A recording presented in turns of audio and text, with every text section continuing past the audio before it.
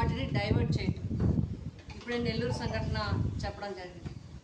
నెల్లూరు సంఘటన చూస్తే దాన్ని మళ్ళీ డైవర్షన్ కోసం కులము రాజకీయము వేరే వేరే పెడుతున్నారు. కానీ అక్కడ జరిగింది ఏంటి, అక్కడ చనిపోయిన విషయంలో అక్కడ అంత అంత ఘోరంగా ఆ విషయం జరిగితే దాన్ని ఏ విధంగా పట్టించుకోవాలి, ఏ విధంగా కుటుంబానికి ధైర్యం చెప్పాలి అనేది పక్కన పెట్టి దీనికి రాజకీయ రంగు పులిమి ఎవరైనా పలకరించడానికి వెళ్ళినా వాళ్ళ మీద రకరకాల కారణాలు చూపించే పరిస్థితిలో ఈ ప్రభుత్వం ఉంది.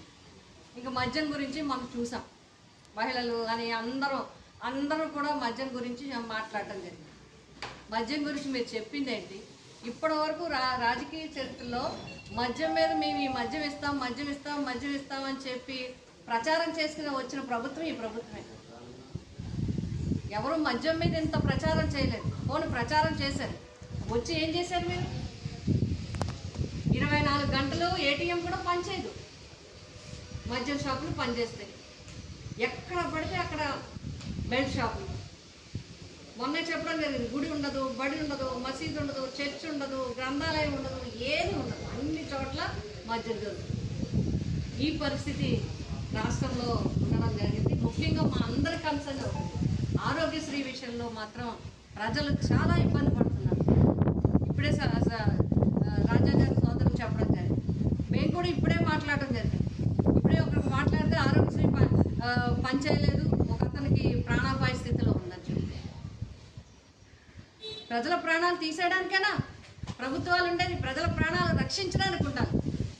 ఎంత మంచి పథకం ఆరోగ్యశ్రీ అంటే ఎంత ఇచ్చారు.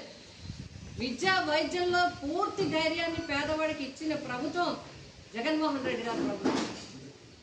అన్ని సమస్యల్లో పడేశారు, అందరినీ ఆందోళనలో పడేశారు.